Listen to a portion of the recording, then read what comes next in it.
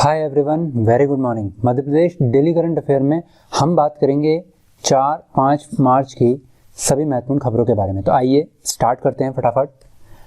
हमारा पहला क्वेश्चन है, लैंड रिकॉर्ड सर्विस इंडेक्स 2021 में मध्य प्रदेश को देश में क्या रैंक मिली है।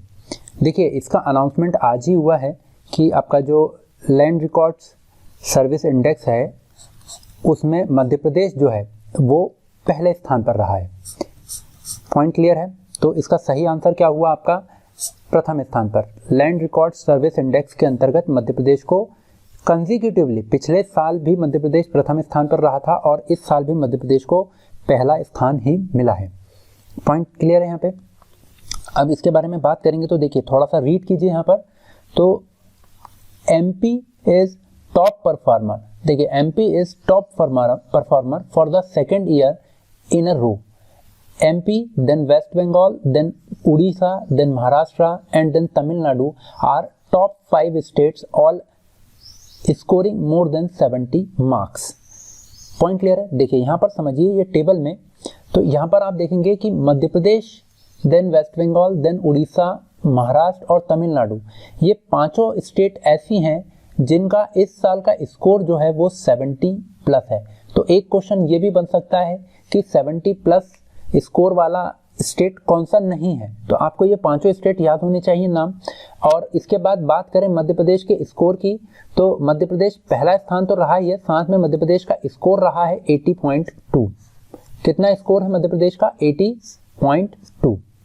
तो यहाँ पर 2 पॉइंट याद रखेंगे। एक तो लैंड रिकॉर्ड सर्विस इंडेक्स में मध्य प्रदेश पहले स्थान पर रहा है और मध्य प्रदेश का स्कोर रहा है 80.2। और ऐसे 5 स्टेट हैं जो कि 70 से ज़्यादा स्कोर लाए हैं। एक मध्य प्रदेश, देन वेस्ट बंगाल, देन उड़ीसा, महाराष्ट्र और तमिलनाडु। यहाँ तक पॉइंट क्लियर है। पिछले साल भी मध्य प्रदेश 75 मार्क्स के साथ पहले स्थान पर ही रहा था। ठीक है, यहाँ तक कोई डाउट? चलिए अब इसके बारे में थोड़ा सा बात करेंगे कि क्या इसकी डिटेलिंग है। तो यहाँ पर देखिए, ये जो इंडेक्स है, ये इंडेक्स जारी करता है आपका national council for applied economics research.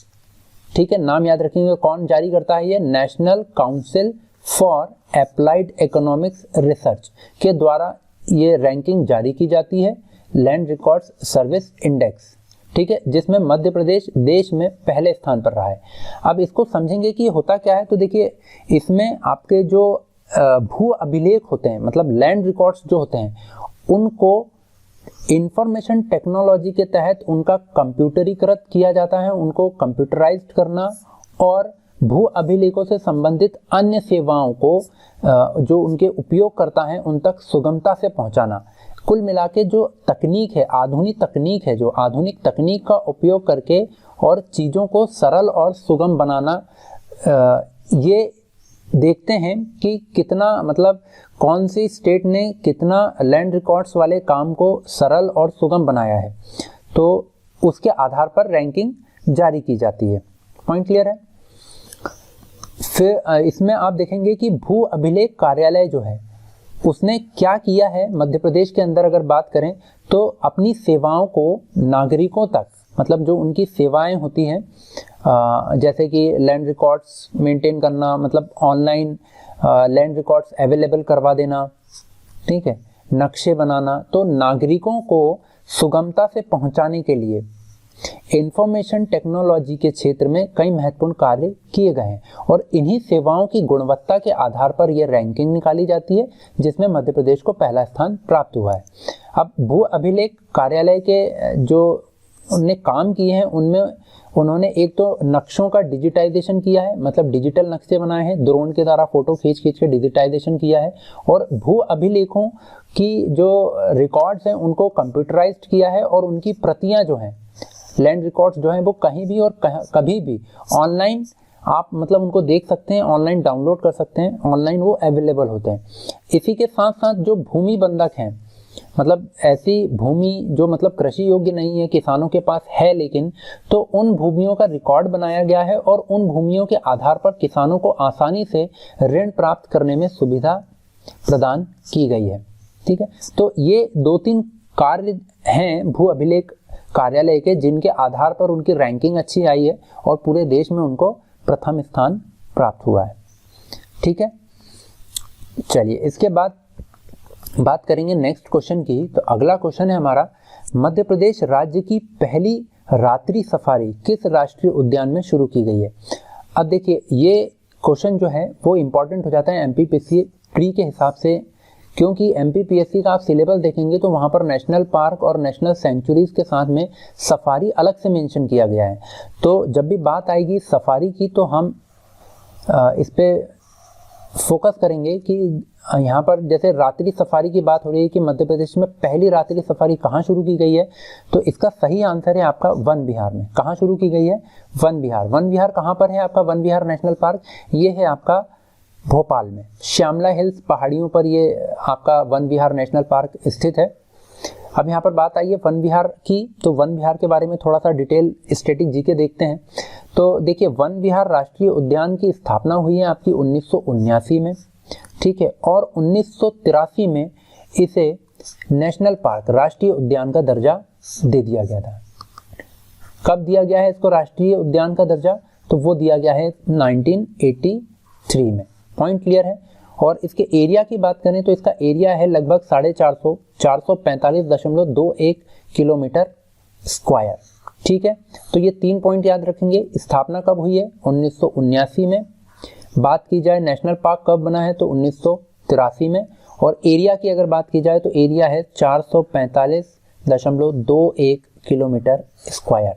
ठीक है, इसके बाद बात करेंगे तो 2008 में यहाँ पर एक योजना लागू की गई थी जिसके अंतर्गत वन्य जीवों को गोद लेने की प्रथा शुरू की गई है। तो यहाँ से एक क्वेश्चन स्टैटिक वाला ये बन चुका है, एग्जाम में आ चुका है कि वन्य जीवों को गोद लेने की प्रथा कहाँ से शुरू की गई है? तो वो आपकी शुरू की गई है 2008 में। वन्य जीवों को गोद लेने की प्रथा वन विहार से शुरू की गई है। पॉइंट क्लियर है। इसके बाद यहाँ की वनस्पति की बात करें तो यहाँ पर शुष्क पर्णपाती वनस्पति पाई जाती है। शुष्क पर्णपाती वनस्पति का मतलब यह हुआ, शुष्क पर्णपाती मीन्स कि सूखे में मतलब गर्मी के समय में जो पेड़ हैं वो अपनी पत्तियां गिरा देते हैं। ठीक है, तो किस तरीके की वनस्पति है? शुष्क पर्णपाती विरल वन। और अगर उदाहरण देखें तो उदाहरण के में है आपका बबूल हो गया, उसके बाद आपका इमली, अमलतास और आपका आंवला, तेंदू, सीताफल इत्यादि। ये जो है ये शुष्क पर्णपाती विरल वन के अंतर्गत वनस्पति में आते हैं। पॉइंट क्लियर है। चलिए इसके बाद नेक्स्ट क्वेश्चन पे मूव करेंगे। तो नेक्स्ट क्वेश्चन है हमारा, ईज ऑफ लिविंग इंडेक्स में इंदौर जिले की क्या रैंक रही है? देखिए ये सारे इंडेक्स जो हैं वो अभी आज 5 तारीख को ही अनाउंस हुए हैं।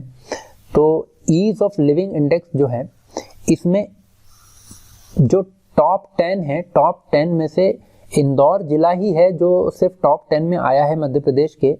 और इंदौर जिले की रैंक है आपकी 9th रैंक। कितनी रैंक आई है इंदौर की? 9th rank. तो इसका सही आंसर हुआ 9th रैंक लगी है इंदौर जिले की ईज ऑफ लिविंग इंडेक्स के अंतर्गत। पॉइंट क्लियर है। फर्स्ट रैंक की बात की जाए तो फर्स्ट रैंक है आपके बैंगलोर की। किसकी रैंक है? बैंगलोर आया है आपका फर्स्ट। किसमें? ईज ऑफ लिविंग इंडेक्स के अंतर्गत। अब समझते हैं कि ईज ऑफ लिविंग इंडेक्स होता क्या है। तो देखिए ईज ऑफ लिविंग इंडेक्स जो है वो है आपका एक तो जीवन की गुणवत्ता और शहरी विकास के विभिन्न पहलों के प्रभाव का आकलन। मतलब इसको सिंपल भाषा में आप समझिए तो एक शहर है, एक शहर के डेवलपमेंट के लिए, वहाँ के लोगों की लाइफ स्टैंडर्ड को बढ़ाने के लिए वहाँ अलग अलग पहले मतलब इनिशिएटिव्स लिए जा रहे हैं। तो वो इनिशिएटिव्स कितने प्रभावी हैं, कितना उनका आउटपुट निकला है, इन सब चीज़ों का आकलन करना ही EOLI का मेन उद्देश्य है। इस इंडेक्स के द्वारा जीवन की गुणवत्ता एक शहर में और उस शहर में शुरू की गई इनिशिएटिव्स, पहलों का क्या क्या प्रभाव रहा है, उनका आकलन करना ही आपका EOLI इंडेक्स है, मतलब ईज ऑफ लिविंग इंडेक्स के अंतर्गत आता है। अब देखिए ये जो इंडेक्स है ये एक दूसरे इंडेक्स के साथ रिलेटेड है जिसकी अभी हम बात करेंगे, MPI। MPI means municipal performance index. अब देखिए म्युनिसिपल परफॉर्मेंस इंडेक्स क्या होता है, इसके अंतर्गत जो आपके जो शासन की सभी क्षेत्र हैं, मतलब जैसे नगर पालिका हुई या स्थानीय शासन हुआ, तो नगर पालिका हुई, म्युनिसिपैलिटी हुई या स्थानीय प्रशासन हुआ, तो उनकी विभिन्न सेवाएं जो वो प्रोवाइड कर रही हैं, उनकी विभिन्न नीतियां, प्रौद्योगिकी, टेक्नोलॉजी का किस तरीके से इस्तेमाल कर रहे हैं, उन सब चीज़ों की प्रणाली की जांच करना और वो कितनी इफेक्टिव हैं, इनका आकलन करना आपका MPI, that means municipal performance index के अंतर्गत आता है। पॉइंट क्लियर है? ये दोनों ही इंडेक्स एक दूसरे से रिलेटेड है। MPI के बारे में अभी हम बात करेंगे नेक्स्ट क्वेश्चन में। यहाँ तक पॉइंट क्लियर है दोनों इंडेक्स के बारे में? चलिए नेक्स्ट क्वेश्चन की बात करेंगे। तो नेक्स्ट क्वेश्चन है हमारा, म्युनिसिपल परफॉर्मेंस इंडेक्स में 10 लाख से अधिक आबादी के शहरों में किस जिले को पहला स्थान मिला है? पॉइंट क्लियर है? तो देखिए यहाँ पर एक और इंडेक्स आया आपका, अभी हमने जिसकी बात की थी म्युनिसिपल परफॉर्मेंस इंडेक्स की। कैटेगरी क्या है? देखिए ये इंडेक्स जो है, दोनों इंडेक्स आपका, आप बात करें ईज ऑफ लिविंग इंडेक्स और आप बात करें म्युनिसिपल परफॉर्मेंस इंडेक्स की, तो दोनों इंडेक्स दो कैटेगरी में निकाले गए हैं। एक 10 लाख से अधिक आबादी वाले शहरों के लिए और एक 10 लाख से कम आबादी वाले शहरों के लिए। पॉइंट क्लियर है? तो 10 लाख से अधिक आबादी वाले शहरों में बात की जाए तो पहला स्थान रहा है आपका इंदौर शहर का। ठीक है, कौन रहा है पहले स्थान पर? इंदौर शहर। ठीक है, यहां तक कोई डाउट नहीं है। अब हमने बात कर ली है म्युनिसिपल परफॉर्मेंस इंडेक्स की।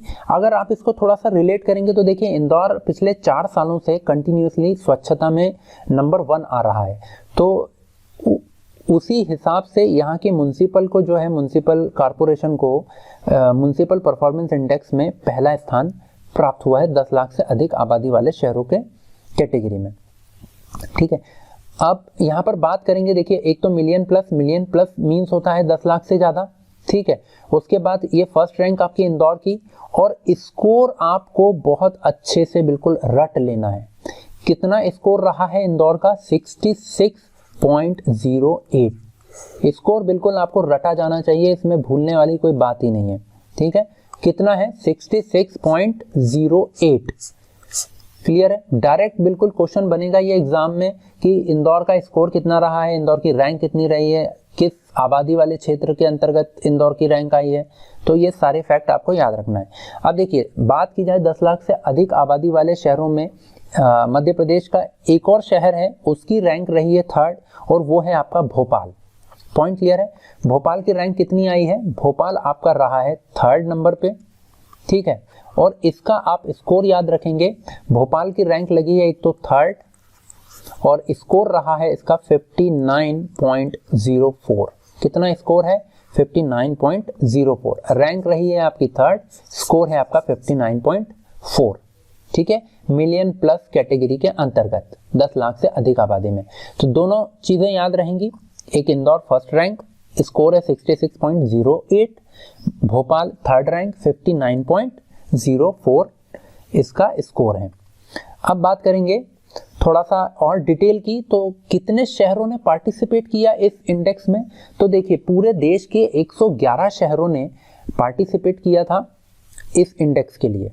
ठीक है, अब यहाँ पर थोड़ा सा रीड करेंगे तो देखिए यहाँ पर है आपका कि म्युनिसिपल परफॉर्मेंस इंडेक्स में 10 लाख से अधिक आबादी के शहरों में इंदौर शहर को प्रथम स्थान और भोपाल शहर को तीसरा स्थान मिला है, और ईज ऑफ लिविंग इंडेक्स में इंदौर को 9वां स्थान प्राप्त हुआ है।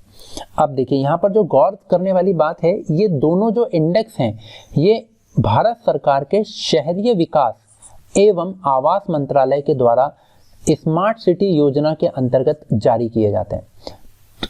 तो किस मंत्रालय के द्वारा जारी किए? देखिए क्वेश्चन कुछ भी आ सकता है, आप तैयार रहिए इस चीज के लिए। तो कौन सा मंत्रालय? तो आवास एवं एंड शहरी विकास मंत्रालय, इसके द्वारा ये दोनों इंडेक्स आपके जारी किए गए। एक EOIL ease of living index और एक MPI म्युनिसिपल परफॉर्मेंस इंडेक्स। ये दोनों इंडेक्स किस मंत्रालय ने दिए हैं? तो ये दिए हैं आवास एवं शहरी विकास मंत्रालय के स्मार्ट सिटी प्रोजेक्ट। ठीक है, स्मार्ट सिटी प्रोजेक्ट जो है उसके अंतर्गत ये दोनों इंडेक्स जारी किए गए हैं। पॉइंट क्लियर है? फिर इसके बाद हम बात कर रहे थे कि कितने शहरों ने पार्टिसिपेट किया है इसमें। तो देखिए पूरे देश के 111 शहरों ने पार्टिसिपेट किया था इसमें, जिसमें इंदौर की फर्स्ट रैंक आई है म्युनिसिपल परफॉर्मेंस इंडेक्स में, ठीक है, और इंदौर ने पहला स्थान और भोपाल ने तीसरा स्थान प्राप्त किया है। यहाँ तक क्लियर है सब कुछ। चलिए इसके बाद नेक्स्ट क्वेश्चन की बात करेंगे। तो अगला क्वेश्चन है हमारा, तुम्हारे ना होने से पुस्तक किसके द्वारा लिखी गई है। तो देखिए ये बहुत ही फैक्चुअल क्वेश्चन है। तुम्हारे ना होने से जो पुस्तक है ये लिखी गई है आपकी श्री जीवन एस रजक, जो कि डॉक्टर श्री जीवन एस रजक के द्वारा लिखी गई है। इसका सही आंसर है डॉक्टर जीवन एस रजक। देखिए जो भी बुक के क्वेश्चन आते हैं तो मध्य प्रदेश में क्या है, बुक से रिलेटेड बहुत सारे क्वेश्चन आते हैं हर एग्जाम में। तो आप बुक की एक अलग ही लिस्ट बनाते चलिए। मैं जब भी आपको बुक वाला कोई क्वेश्चन करा रहा हूं तो आप अलग से 1-2 पेज में बुक के लिए एक अलग नोट्स, एक अलग लिस्ट बना के रखिए, ताकि आपको रिवाइज करने में इजी रहे, आप क्विकली उसको रिवाइज कर पाएं। ठीक है, अब बात करते हैं यहाँ पर ये पुस्तक जो है इसका विमोचन किया है आपका सुश्री उषा ठाकुर, जो आपकी पर्यटन एवं अध्यात्म मंत्री हैं, और जल संसाधन और मत्स्य मंत्री जो हैं आपके तुलसीराम सिलावट। इन्होंने इस पुस्तक का विमोचन किया है, जो कि लिखी गई है डॉक्टर जीवन एस रजक के द्वारा, तुम्हारे ना होने से। और ये पुस्तक प्रेम कविताओं का एक संग्रह है। क्या है ये? एक काव्य संग्रह है प्रेम कविताओं का, मतलब प्रेम पर आधारित कविताएं हैं जिनका संग्रहण इस पुस्तक में है। पॉइंट क्लियर है। चलिए इसके बाद हम बात करेंगे कुछ प्रमुख व्यक्तित्व की। तो देखिए आज हम बात करेंगे 2 प्रमुख व्यक्तित्व, एक वीरेंद्र कुमार सकलेचा जो कि मध्य प्रदेश के पूर्व मुख्यमंत्री रह चुके हैं, और दूसरा आपके लाला हरदयाल। वीरेंद्र कुमार सकलेचा जी की आज जयंती है, जो कि मध्य प्रदेश के पूर्व मुख्यमंत्री रह चुके हैं। अब इनके बारे में बात करेंगे तो देखिए इनके बारे में आपको 3 फैक्ट जो है वो माइंड में क्लियर रखना है। एक, ये कब से कब तक मुख्यमंत्री रहे हैं मध्य प्रदेश के, कौन से नंबर के मुख्यमंत्री रहे हैं, और तीसरा किस जिले से ये बिलोंग करते हैं। तो देखिए ये 10वें नंबर के मुख्यमंत्री रहे हैं मध्य प्रदेश के। कौन से नंबर के? 10वें नंबर के मुख्यमंत्री। ठीक है, कब से कब तक ये मध्य प्रदेश में मुख्यमंत्री रहे हैं? तो 18 जनवरी 1978 से 19 जनवरी 1980 तक। आप ईयर याद रखेंगे, 1978 से 1980 तक। पॉइंट क्लियर है। उसके बाद तीसरा पॉइंट है आपका कि ये कहाँ से बिलोंग करते हैं? तो ये बिलोंग करते हैं आपके मंदसौर जिले से। पॉइंट क्लियर है, कहाँ से बिलोंग करते हैं? मंदसौर जिले से। 10वें नंबर के मुख्यमंत्री हैं, 1978 से 1980 तक मुख्यमंत्री रहे हैं, और मंदसौर जिले से बिलोंग करते हैं। ये तीनों पॉइंट आपको याद रखने हैं। इसके बाद बात करेंगे हम दूसरे प्रमुख व्यक्तित्व की, लाला हरदयाल की। तो उनसे रिलेटेड एक ही स्टैटिक पॉइंट बहुत ज़्यादा इंपॉर्टेंट होता है कि जो आपका गदर पार्टी है उसकी स्थापना किसने की है। देखिए इनके जन्म की बात करें तो इनका जन्म 14 अक्टूबर 1884 को दिल्ली में हुआ था, और 4 मार्च 1939 को इनका निधन हुआ, और इनका निधन हुआ है आपका अमेरिका में। ठीक है, अब बात की जाए तो इन्होंने गदर पार्टी की स्थापना की थी, और किस लिए की थी? तो जो विदेश में रहने वाले भारतीय थे उनमें देश की आज़ादी की लड़ाई के योगदान देने के लिए प्रेरित करने, प्रोत्साहित करने के लिए इन्होंने अमेरिका में गदर पार्टी की स्थापना की थी। तो ये 2 चीज़ याद रखेंगे आप। गदर पार्टी की स्थापना कहाँ की थी? अमेरिका में। और किसने की थी? तो किसने में? लाला हरदयाल ने। पॉइंट क्लियर है। लाला हरदयाल ने गदर पार्टी की स्थापना कहाँ की? आपके अमेरिका में। पॉइंट क्लियर है। चलिए आज का सेशन यहीं ख़त्म करते हैं। Thank you. अगर आपको वीडियो अच्छा लग रहा है तो आप लाइक कीजिए, शेयर कीजिए। चैनल को सब्सक्राइब नहीं किया है तो प्लीज़ सब्सक्राइब कीजिए। और आप अगर कुछ सजेशन देना चाहते हैं तो आप कमेंट बॉक्स में ज़रूर बताइए, और मैं आपसे जो क्वेश्चन पूछता हूँ बीच बीच में आप उनके आंसर कमेंट बॉक्स में ज़रूर मुझे बताइए। चलिए, थैंक यू।